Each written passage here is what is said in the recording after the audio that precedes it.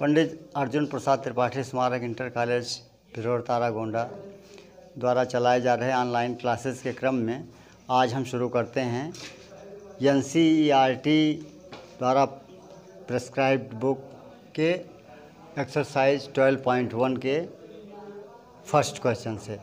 प्रश्न है, दो वृत्तों की त्रिज्याएं क्रमशः 19 सेंटीमीटर और 9 सेंटीमीटर हैं। उस वृत्त की त्रिज्या ज्ञात कीजिए जिसकी परिधि इन दोनों वृत्तों की परिधियों के योगफल के बराबर है। प्रश्न को थोड़ा एक्सप्लेन करना है। एक वृत्त है जिसकी त्रिज्या 9 सेंटीमीटर है।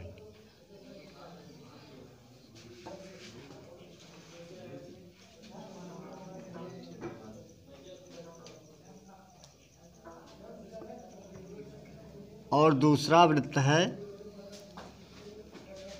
जिसकी त्रिज्या 19 सेंटीमीटर। अब इसके 9 सेंटीमीटर त्रिज्या वाले वृत्त की भी कुछ परिधि होगी और 19 सेंटीमीटर त्रिज्या वाले भी वृत्त की कुछ परिधि होगी।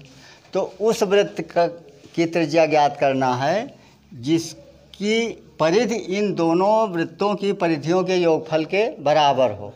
तो इसके लिए सबसे पहले हम करते हैं कि 19 सेंटीमीटर त्रिज्या वाले वृत्त की परिधि बराबर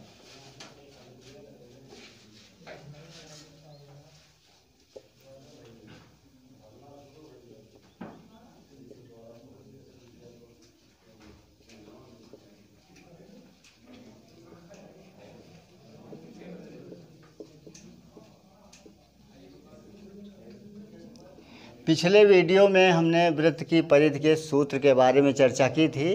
तो वृत्त की परिधि का सूत्र है 2 गुणे पाई गुणे त्रिज्या। इस प्रकार ये मिलता है 2 गुणे 22/7 गुणे 19। अब इसको हम हल नहीं करेंगे, यहीं पर छोड़ते हैं। इसके बाद आगे वाले स्टेप में, अगले स्टेप में 9 सेंटीमीटर त्रिज्या वाले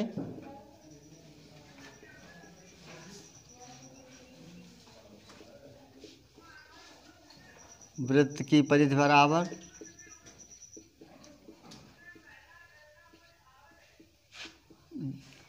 2 गुणे पाई गुणे त्रिज्या के सूत्र से 2 गुणे 22/7 गुणे 9। अब इसके बाद यदि इन दोनों वृत्तों की परिधियों के बराबर परिधियों के योग के बराबर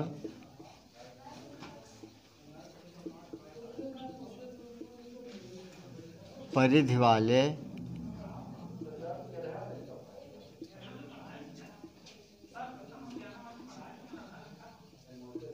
वृत्त की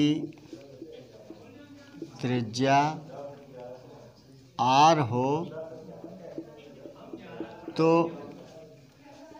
2 गुणे पाई गुणे r बराबर 2 गुणे 22/7 गुणे 19 धन 2 गुणे 22/7 गुणे 9।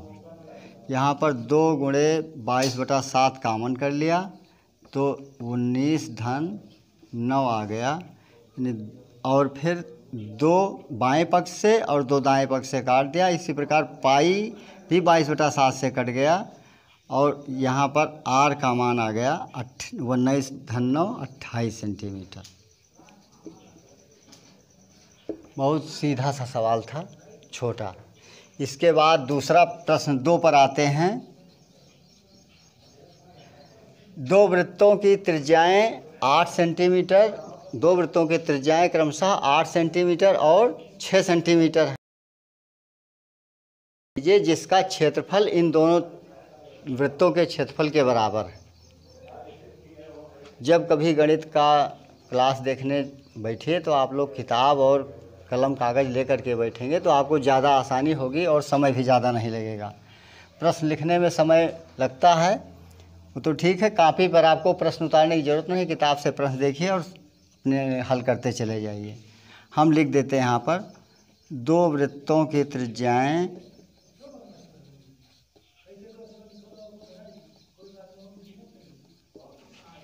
क्रमशः 8 सेंटीमीटर और 6 सेंटीमीटर।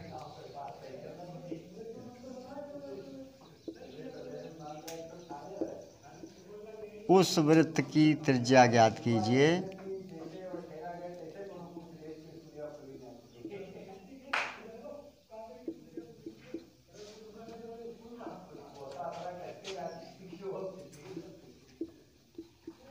जिसका क्षेत्रफल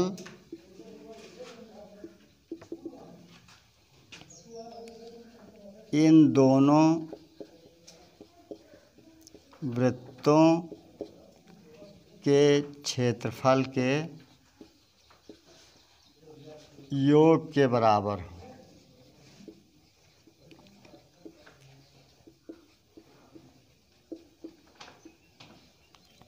यहाँ पर भी उसी तरह से आगे बढ़ना है। 8 सेंटीमीटर त्रिज्या वाले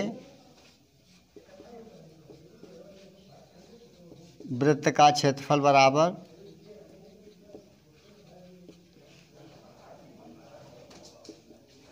क्षेत्रफल के सूत्र की भी चर्चा हम लोगों ने विधिवत की थी। वृत्त के क्षेत्रफल का सूत्र है पाई गुणे त्रिज्या या पाई आर स्क्वायर। तो यहाँ पर पाई का मान 22/7 और आर का मान 8 और आर स्क्वायर है तो 8 गुणे 8। इसी प्रकार इसको भी यहीं पर छोड़ करके आगे अगले स्टेप पर आते हैं। 6 सेंटीमीटर त्रिज्या वाले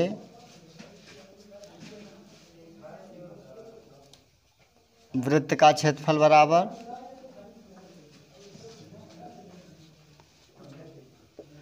पाई आर स्क्वायर के सूत्र से 22/7 गुणे 6 अब यदि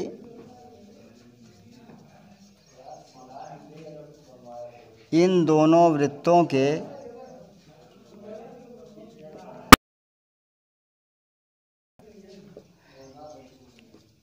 क्षेत्रफलों के योग के बराबर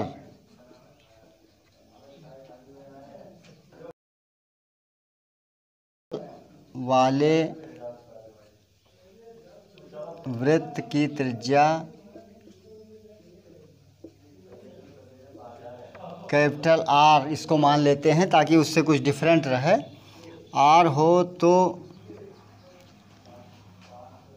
पाई कैपिटल आर स्क्वायर बराबर पाई गुणे 8 गुणे 8 धन पाई गुणे 6 और यहाँ पर पाई कॉमन करने पर आया 8 अठाई 64 धन 6 गुणे 6 36 और ये हो गया पाई आर स्क्वायर बराबर 100।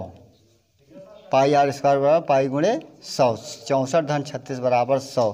पाई बाएं पक्ष से पाई और दाहिने पक्ष से पाई को काटने पर आर स्क्वायर का मान आया 100 यानी आर का मान आया 10। आर स्क्वायर बराबर 100 तो आर बराबर प्लस माइनस 10 होता है, लेकिन यहाँ पर माइनस का हमारे कोई महत्व नहीं, इसलिए हम इसको आर बराबर केवल 10 लिखते हैं।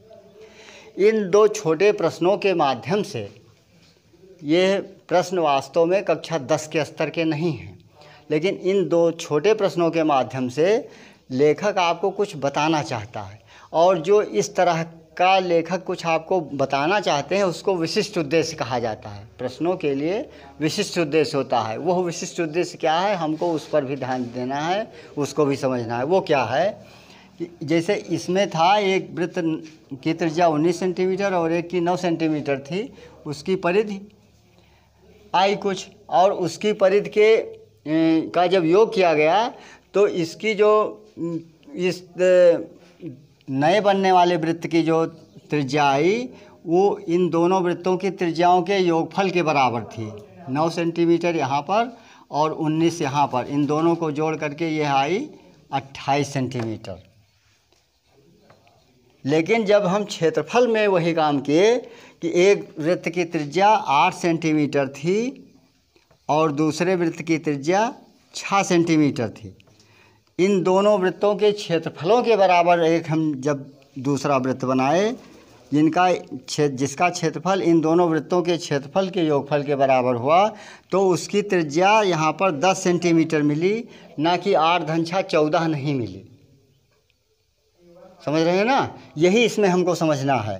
तो यह आपके इस प्रश्न के स्तर से आगे हट करके है, लेकिन आपको इसमें समझना है, ये इस तरह के प्रश्न बहुत आया करते हैं कि जब परिधि त्रिज्या बढ़ाने पर परिधि उसी अनुपात में बढ़ती है, लेकिन त्रिज्या बढ़ाने पर क्षेत्रफल अधिक बढ़ता है, क्योंकि इसके सूत्र में वृत्त की परिधि के सूत्र में परिधि बराबर 2 पाई r है और क्षेत्रफल के सूत्र में क्षेत्रफल बराबर पाई r स्क्वायर है। r का इसमें 2 गुना मान प्रभावी होता है, 2 घात का मान प्रभावी होता है। इस तरह के प्रश्न आपको जो प्रतियोगात्मक परीक्षाएं होती हैं उसमें मिलते हैं, और उस तरह से आपको यहाँ भी ध्यान देना। आगे के पाठों में जब हम गोले का अध्ययन करते हैं तो गोले का आयतन बराबर 4/3 पाई r क्यूब आता है। तो उसमें क्या होता है कि अगर गोले की त्रिज्या 2 गुना बढ़ा दिया जाए तो गोले का आयतन 8 गुना बढ़ जाता है। गोले की त्रिज्या 3 गुना बढ़ाने पर गोले का आयतन 27 गुना बढ़ जाता है। उसी तरह से यहाँ पर आपको ध्यान देना है। कई प्रश्न हमको मिले हैं इस तरह से, जब वो पूछते हैं कि गोले की वृत्त की त्रिज्या 2 गुनी करने पर उसका क्षेत्रफल कितना गुना बढ़ जाएगा, तो वृत्त की त्रिज्या दूनी करने पर क्षेत्रफल 4 गुना बढ़ जाएगा। वृत्त की त्रिज्या दूनी करने पर 3 गुनी करने पर क्षेत्रफल उसका 9 गुना बढ़ जाएगा। ये आपको इसमें विशिष्ट उद्देश्य के रूप में समझना है, और इस वीडियो के लिए यही इतना पर्याप्त है। छोटा वीडियो रखेंगे ताकि आप लोग आसानी से समझ करके और आगे बढ़ जाएं। अगला प्रश्न है हमारा इसी अभ्यास का क्वेश्चन नंबर 3। आकृति 12.3 एक तीरंदाजी लक्ष्य को दर्शाती है, जिसमें केंद्र से बाहर की ओर 5 क्षेत्र गोल्ड, रेड, ब्लू, ब्लैक और वाइट चिन्हित हैं, जिनसे अंक अर्जित किए जा सकते हैं। गोल्ड अंक वाले क्षेत्र का व्यास 21 सेंटीमीटर है तथा प्रत्येक अन्य पट्टी 10.5 सेंटीमीटर चौड़ी है। अंक प्राप्त कराने वाले इन 5 क्षेत्रों में से प्रत्येक का क्षेत्रफल ज्ञात करना है। देखिए, कक्षा 10 में आप लोगों को व्यवहारिक प्रश्नों पर ज़्यादा ध्यान देना है। परीक्षा में जो व्यवहारिक प्रश्न है वो ही पूछे जाते हैं। तो ये इसी प्रकार का एक प्रश्न है। ये होता क्या है कि जब कभी कोई तीरंदाज निशाना लगाता है, निशानेबाजी करता है, तो उसको एक कार्डबोर्ड टाइप का सामने उसके रखा जाता है और उस पर ये क्रॉस बना होता है। निशाना उसको इस क्रॉस के बीचों बीच पर लगाना होता है। निशाना लगाने में थोड़ा इधर उधर भी हट जाता है। तो इस प्रकार कुछ रेंज दिया जाता है। इस जो सबसे अंदर का रेंज है ये इस प्रश्न में गोल्ड से दिखाया गया है। ये गोल्ड वाला भाग है। इसके बाहर जिसका निशाना इस गोल्ड क्षेत्र के अंदर लगता है उसको 1 नंबर का निशानेबाज मानते हैं, उसको सबसे अधिक अंक मिलता है। इसके बाद जिसका इस क्षेत्र के बाहर निशाना लगता है यह इस प्रश्न में रेड से बताया गया है। इस गोल्ड में ना लगे, रेड में लग जाए तो उसको नंबर 2 का शूटर माना जाएगा। और उसको मान लीजिए, अगर इसमें कल्पना कीजिए पहले वाले में 10 नंबर मिलना था, तो अब दूसरे जो बाहर आएगा उसको 8 अंक मिलेगा। इसी तरह से और पट्टियाँ बनाई जाती हैं। जो ये ब्लू है, इसी प्रकार से निशाना बाहर बढ़ने पर अंक घटते जाते हैं। अंदर वाले को, गोल्ड वाले को अगर 10 अंक मिलेगा मान लेते हैं, रेड वाले को 8 मिलेगा तो ब्लू वाले को 6 मिलेगा। और इसी तरह से इसके बाद ब्लैक वाले को इससे भी कम मिलेगा और उसके बाद वाइट वाले को सबसे कम मिलेगा, और जो वाइट के भी बाहर हो जाएंगे उनको कोई अंक नहीं मिलेगा। ये इसमें तीरंदाजी में इस तरह की व्यवस्था की जाती है। तो आपको इसमें क्या निकालना है कि इन पांचों जो क्षेत्र पट्टी बनी है इसको गणित की भाषा में वलय या रिंग कहा जाता है। यहाँ पर इन्होंने अभी रिंग और वलय के बारे में आपको नहीं बताया तो पट्टी का नाम दिया। इस क्षेत्र का क्षेत्रफल आपको निकालना है। जो सबसे अंदर का भाग है गोल्डन, वो तो बिल्कुल वृत्त के आकार का है। वृत्ताकार भाग का क्षेत्रफल, गोल्डन भाग का क्षेत्रफल तो आपके सीधे इसी सूत्र से निकल जाएगा। तो सबसे पहले उसको निकालिए।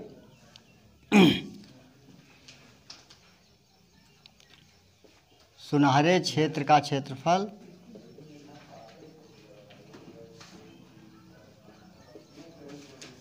क्षेत्रफल का सूत्र तो आपको याद ही हो गया होगा, पाई आर स्क्वायर से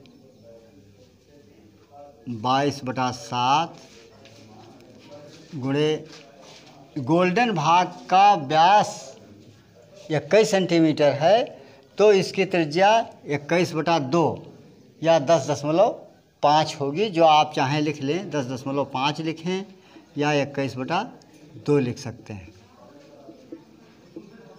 7 से इसको काटने पर 1.5 मिलेगा और 22 को 1.5 से गुणा करने पर 33 मिलेगा और 33 10.5 में फिर जब आप 33 से गुणा करेंगे तो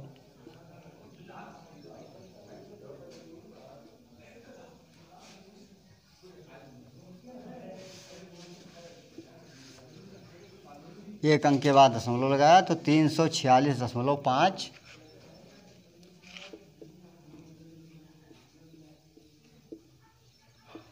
इसके बाद इसकी इकाई लिखना है। क्षेत्रफल की इकाई क्या होती है, इस पर हमने उस दिन पहले वाले वीडियो में चर्चा भी की थी। इकाई लिखना ना भूलना है और ना उसमें लापरवाही करना है कि इसे गिनती लिख करके छोड़कर आगे बढ़ जाएं। वर्ग सेंटीमीटर या सेंटीमीटर स्क्वायर, ये हो गया। इसके बाद जब हम लाल वाली पट्टी का क्षेत्रफल निकालेंगे तो यह वृत्ताकार तो है लेकिन इसमें गोल्डन क्षेत्र जो है वह भी समाहित है। तो इस प्रकार हम पूरे लाल और गोल्डन भाग के का जो वृत्ताकार भाग है उसकी एक साथ त्रिज्या हम देखेंगे। तो ये पट्टी 10.5 सेंटीमीटर की इसकी पट्टी और 10.5 सेंटीमीटर गोल्डन भाग वृत्ताकार भाग की त्रिज्या, दोनों मिला करके हमको त्रिज्या के स्थान पर अब 10.5 रेड का और 10.5 गोल्डन का, दोनों का एक साथ 21 सेंटीमीटर मिलेगा। और आपको अब वृत्त की ही, क्योंकि सूत्र हमारे पास वृत्त के क्षेत्रफल का ही है तो हम तो प्रयोग उसी का कर पाएंगे। तो इस प्रकार जब हम इसका क्षेत्रफल निकालेंगे तो हम दोनों का क्षेत्रफल एक साथ निकालेंगे और उसके बाद गोल्डन वाले भाग का क्षेत्रफल उसमें से घटाएंगे। तो इस प्रकार हम जब दोबारा आगे बढ़ेंगे लाल क्षेत्र का क्षेत्रफल बराबर पाई गुणे 10.5 धन 10.5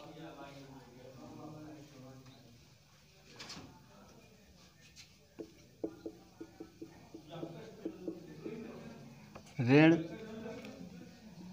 पाई गुणे 10.5। ये लाल वाले क्षेत्र का क्षेत्रफल हो गया और ये दोनों मिला करके हुआ। अब इसको आप हल करेंगे तो 22/7 गुणे 21 गुणे 21 ऋण, इसको हम पहले हल भी कर चुके हैं तो आप इसको यही गिनती रख सकते हैं।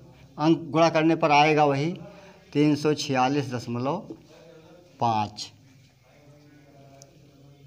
और इसको यहाँ से काट देते हैं। 7 × 21, 22 × 66 में 21 से गुणा करके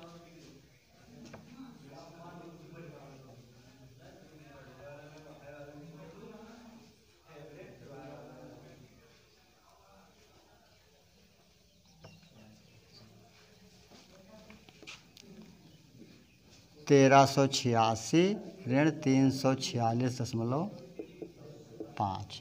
यहाँ पर दाहिनी ओर हाशिया में रफ करने के लिए रखिए।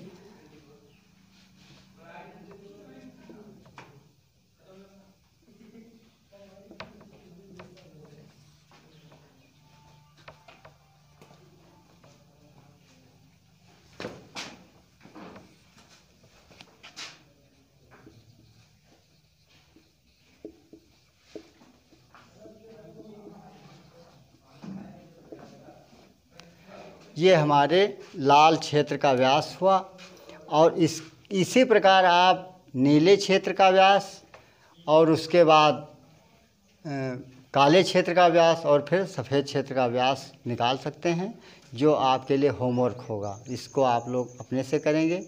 इसके बाद अगला प्रश्न है क्वेश्चन नंबर 5। एक वृत्त का क्षेत्रफल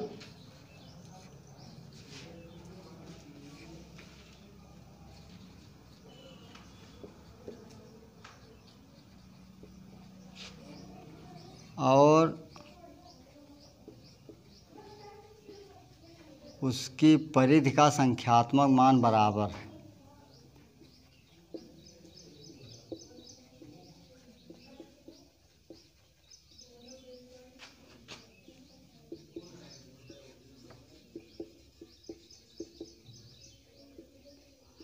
यहाँ संख्यात्मक मान का अर्थ है कि क्षेत्रफल के साथ जो अंक लिखा है वो और परिधि के साथ जो अंक है वो बराबर है, क्योंकि क्षेत्रफल के साथ जब इकाई जोड़ देंगे तब तो अलग अंतर आ ही जाएगा। क्षेत्रफल और उसकी परिधि का संख्यात्मक मान बराबर है। उस वृत्त की त्रिज्या ज्ञात कीजिए।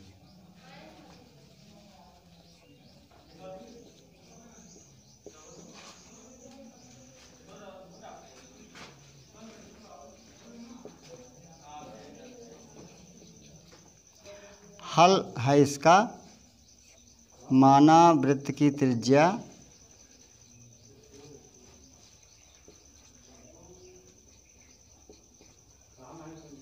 r है, तब